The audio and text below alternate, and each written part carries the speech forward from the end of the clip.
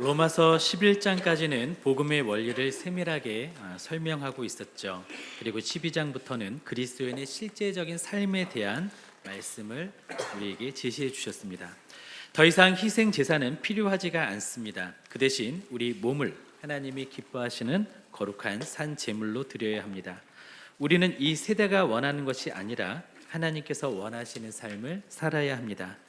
그리스도인은 어떻게 살아야 합니까? 뷰티하게, 귀티나게 살아야 합니다. 그래서 형제를 사랑하고 이웃을 사랑하고 그것을 넘어 원수까지 사랑해야 합니다. 그리고 오늘 본문에서는 세상의 권세에 복종하라고 말씀하십니다. 오늘 본문은 그리스도인과 국가와의 관계, 그리스도인이 가진 시민권의 의미에 대해서 말씀을 주시고 있습니다. 오늘 설교 제목은요, 거룩한 시민입니다. 시민은 시에 사는 사람이라는 뜻이죠. 그리고 시민은 국가사회의 일원으로서 그 나라 헌법에 의한 모든 권리와 의무를 가지는 자유민을 지칭합니다. 우리는 거룩한 백성, 즉 성도입니다. 우리의 본향은 천국입니다. 그리고 우리는 천국의 시민입니다. 그러나 우리는 이곳 대한민국의 시민이기도 합니다. 우리는 시민으로서 거룩해야 하고 그리스도인으로서 시민의 의무를 다해야 합니다. 국가에 대한 그리스도인을 어떻게 정의하면 좋을까요? 한마디로 그리스도인 시민 또는 거룩한 시민으로 정의하면 좋을 것 같습니다. 그래서 설교 제목을 거룩한 시민으로 정해보았습니다. 합성어도 만들어 보았는데요. 그리스도인을 뜻하는 크리스찬의 시민을 뜻하는 시티즌을 더해서 크리스티즌 이렇게 이름을 지어 보았습니다.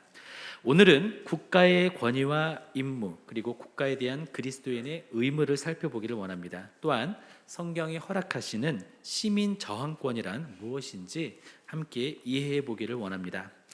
첫째로 국가의 권위는 하나님이 정하신 것이고 국가의 기본 임무는 권선징악입니다. 오늘 본문 말씀은 왕이나 독재자 그리고 전체주의자에게 악용되어 온 사례들이 많습니다. 우리 1절과 2절 말씀을 한번 보실까요? 13장 1절, 2절을 함께 읽겠습니다. 각 사람은 위에 있는 권세들에게 복종하라. 권세는 하나님으로부터 나지 않음이 없나니 모든 권세는 다 하나님께서 정하신 바라. 그러므로 권세를 거스르는 자는 하나님의 명을 거스림이니 거스르는 자들은 심판을 자취하리라. 아멘. 여기에서 권세가 뜻하는 것은 국가 및 국가의 공식적 대표자를 의미합니다.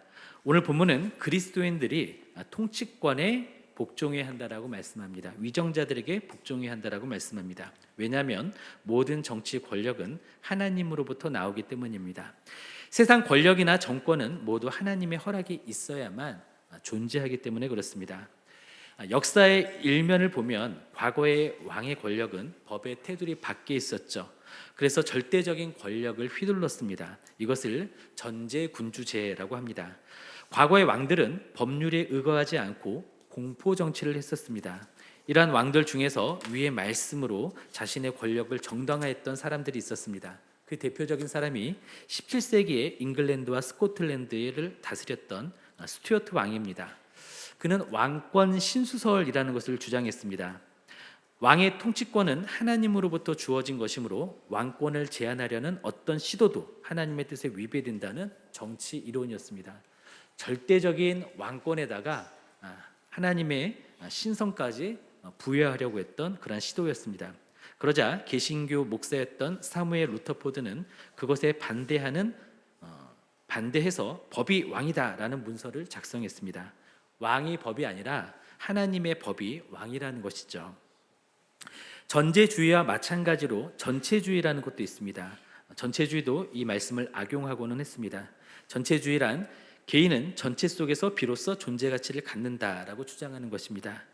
전체주의 국가 권력은 그것을 근거로 해서 국민 생활을 간섭하고 통제했습니다. 그리고 그것은 신이 위임한 것이다 이렇게 표현하기도 했습니다. 강력한 국가 권력을 가진 위정자들이 이것이 하나님으로부터 주어진 권한이라고 주장하면서 폭압적인 정치를 했던 것이죠. 이것은 모두 잘못된 것입니다.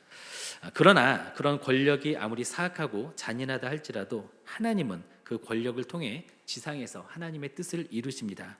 그리고 하나님은 정치적, 영적 지도자들이 하나님을 거부하고 하나님의 목적을 거스르면 그들의 지위를 박탈하시기도 합니다. 만일 그 지위를 빼앗지 않고 그냥 그대로 두셨다면 그것은 그들에 대한 별도의 목적이 아직 남아있기 때문입니다. 중요한 사실은 그런 권력이 아무리 사악하고 잔인하다 할지라도 하나님은 그 권력을 통해서도 하나님의 지상에서의 목적을 반드시 이루신다라는 것입니다. 구약의 예를 한번 들어보겠습니다. 구약의 애굽의 바로 왕은 어땠습니까? 하나님의 백성의 원수였죠. 그러나 하나님은 결국 바로 왕을 무너뜨리셨습니다. 그래서 하나님의 권능을 보여주셨고 이스라엘에 대해서는 하나님의 긍휼을 베풀어 주셨습니다. 다니엘 당시에 바벨론 제국의 느부갓네살 왕은 잔인한 지도자였고 잔인한 권력자였습니다. 하나님은 그를 세우셨습니다. 하나님은 그를 통해서 백성들에게 중요한 교훈을 주셨습니다. 하나님은 느부갓네살 왕을 통해서 유대인들을 벌하셨고 그들을 고국에서 쫓아내셨습니다. 그리고 그들에게 죄의 심각성을 가르쳐 주시고 죄의 대가에 대해서 알려주셨습니다.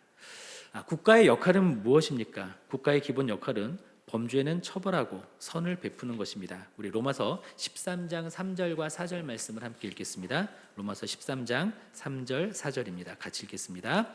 다스리는 자들에는 선한 일에 대하여 두려움이 되지 않고 악한 일에 대하여 되나니 내가 권세를 두려워하지 아니하려느냐?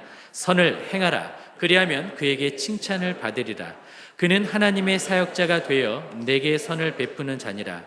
그러나 내가 악을 행하거든 두려워하라. 그가 공연히 칼을 가지지 아니하였으니 곧 하나님의 사역자가 되어 악을 행하는 자에게 진노하심을 따라 보응하는 자니라. 아멘. 국가는 치안 유지와 국방의 역할을 합니다. 한편 선한 일을 권장합니다.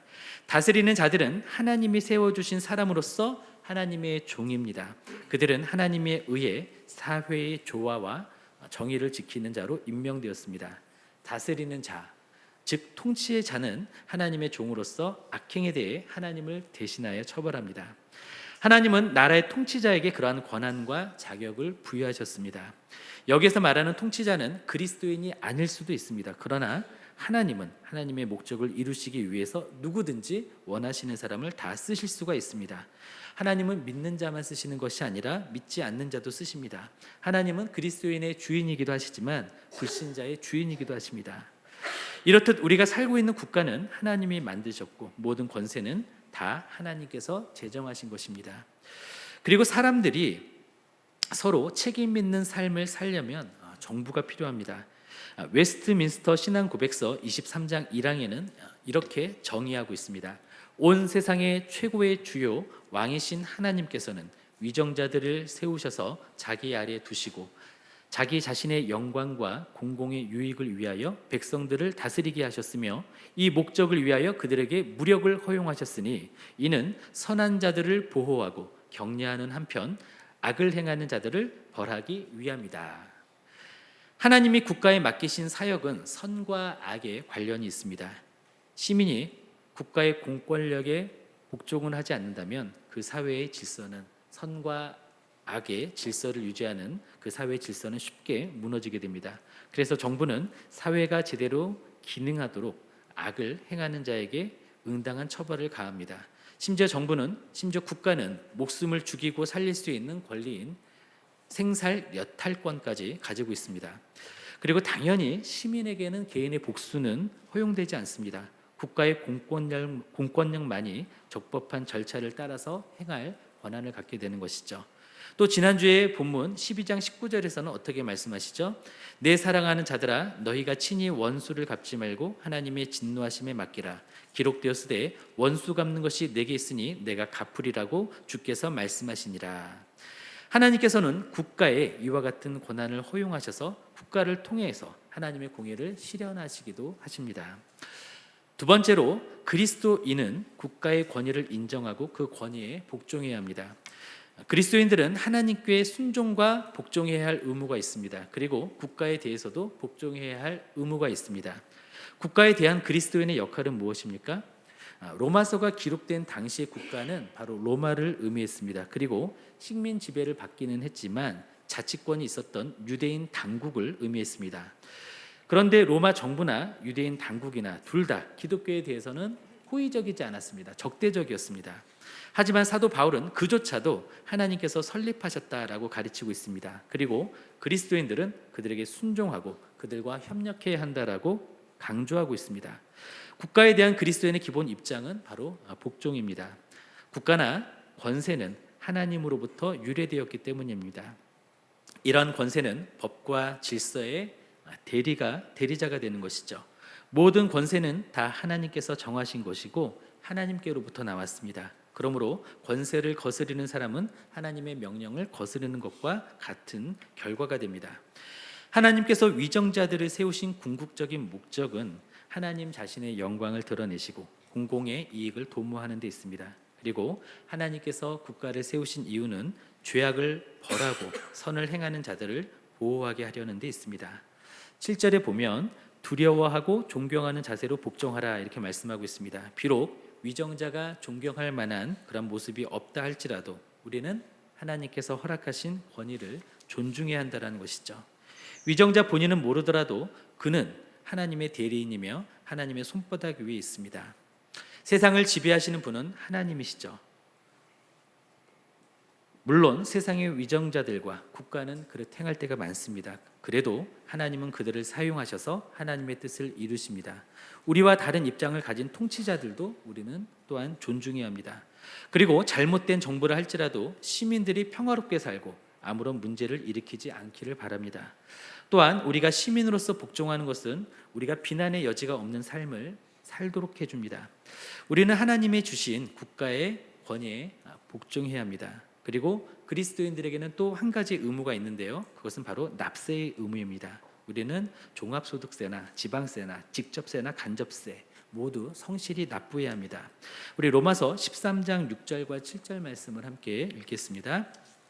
너희가 조세를 바치는 것도 이로 말미암음이라. 그들이 하나님의 일꾼이 되어 바로 이 일에 항상 힘쓰느니라. 모든 자에게 줄 것을 주되 조세를 받은 자에게 조세를 바치고 관세를 받은 자에게 관세를 바치고 두려워할 자를 두려워하며 존경할 자를 존경하라. 아멘. 하나님은 통치자들에게 나라를 다스릴 권한을 주셨습니다. 그러면서 그 목적을 성취하는 데 부족함이 없기를 바라십니다. 그렇기 때문에 우리는 마땅히 납세의 의무를 다해야 합니다. 당시에 유대인들은 세속 정부였던 로마에 세금을 내는 것은 거룩하지 못한 처사라고 생각을 했습니다. 그러나 사도 바울은 세금을 내는 것은 공익에 기여하는 것으로 여겼습니다. 그리고 예수님도 이 세금에 대해서는 반대하지 않으셨습니다. 뭐라고 말씀하셨습니까? 가이사의 것은 가이사에게, 하나님의 것은 하나님께 바치라 이렇게 말씀하셨습니다. 예수님은 우상 숭배는 반대하셨지만 납세의 의무에 대해서는 찬성하셨던 것이죠.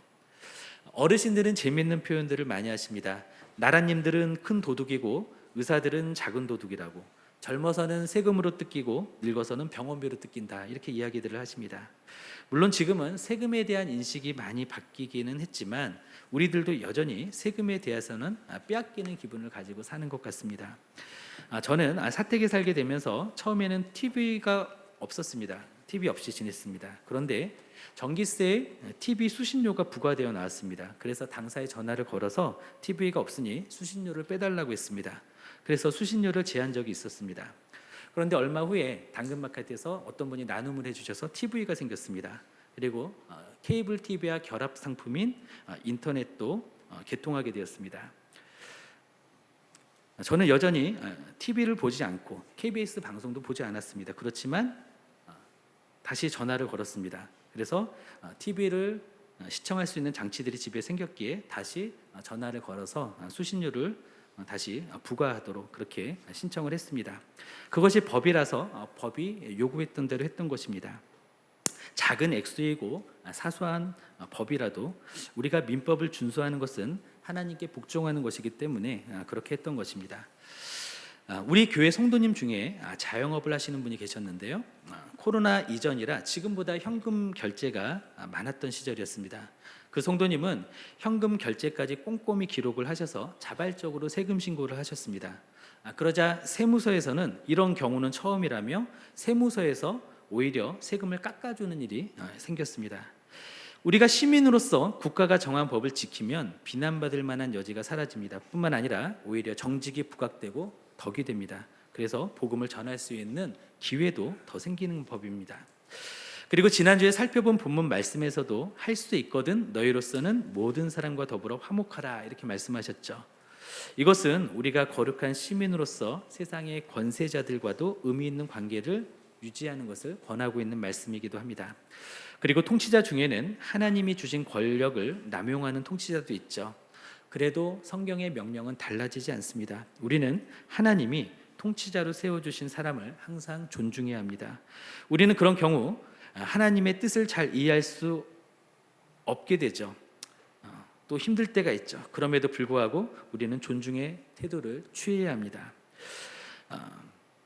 여기에 대해서는 다윗이 좋은 귀감이 됩니다. 그는 일찍이 왕으로 기름 부음을 받았습니다. 그런데 왕좌에 오르기까지는 참 어려운 그러한 삶들이 있었습니다.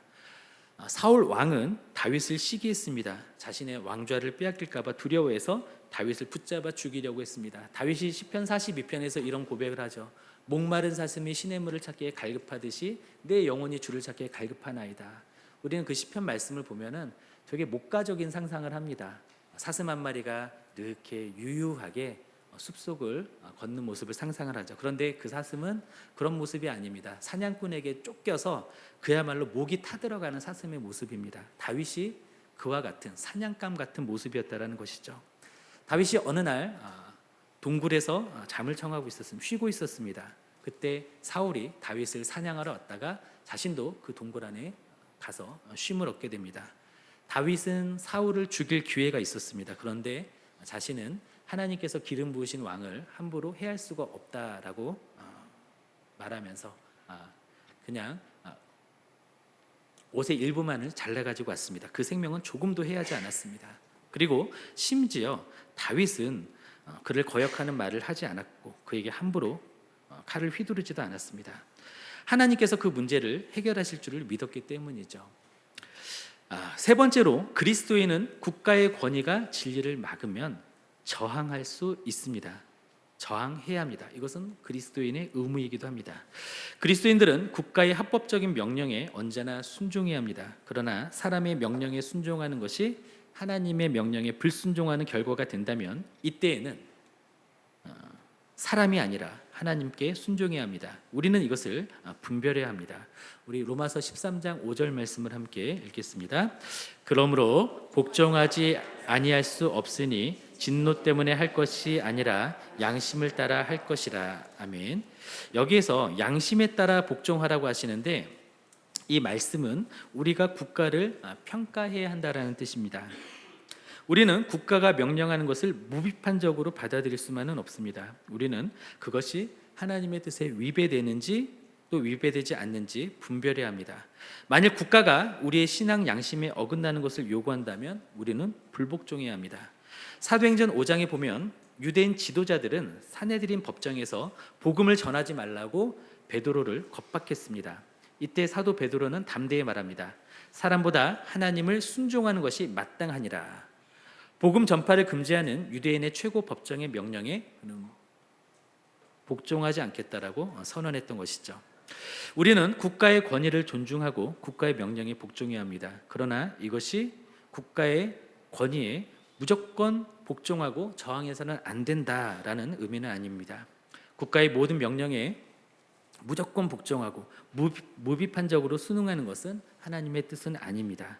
그리고 만일 국가가 하나님께서 금하시는 것을 명령한다면 우리는 하나님께 순종하기 위해 국가에 저항해야 합니다. 사람보다 하나님께 순종해야 하기 때문입니다. 국가의 법보다 하나님의 법이 상위법이기 때문이죠. 이것은 모든 그리스도인의 의무이기도 합니다. 그리스도인들은 하나님의 말씀과 반대되는 법률이 제정될 때에 시민 불복종을 할 수밖에 없습니다. 이러한 예는 성경에도 있습니다. 애굽의 바로 왕은 이스라엘 민족이 번성하자 위기감을 느꼈습니다. 그래서 이스라엘 여인들이 아들을 낳으면 나일강에 던져서 죽이라고 했습니다. 그러나 히브리 산파들은 왕의 명령을 어기고 남자 아이들을 살렸죠. 느부갓네살 왕은 금신상에 절하라고 명령했습니다. 하지만 다니엘의 세 친구들은 그것을 거부했습니다. 그리고 그들은 풀무불에 던져졌습니다. 우리나라 일정시대 때에는 신사참배를 강요받았습니다. 그러나 그것은 우상숭배였기 때문에 많은 그리스도인들은 그것을 거부했습니다. 내일 연극에도 나오겠지만 신사참배를 거부하다가 옥고 중에 순교하신 분이 있습니다. 바로 주기철 목사님이시죠. 이렇듯 국가와 통치자의 명령이 하나님의 뜻을 어기게 한다면 우리는 먼저 이것을 가지고 기도해야 합니다. 그리고 평화적으로 거부 의사를 밝혀야 합니다. 그리고 일사각오로 하나님께만 순종해야 합니다. 어떠한 불이익이 있어도. 바라기에 우리 모두는 천국의 시민으로서 하나님의 말씀에 순종과 헌신을 다하기를 소원합니다. 그리고 하나님께서 권위를 위임하신 국가에 대해서는 의무를 다하고 거룩한 품위를 지키기를 소원합니다. 그러나 하나님을 대적하는 국가의 요구와 세상의 압력에 대해서는 하나님께 순종하기 위하여 불이익을 감수해서라도 이것을 거부하고 진리의 편에 서는 우리 모두가 되시기를 예수님의 이름으로 소원합니다.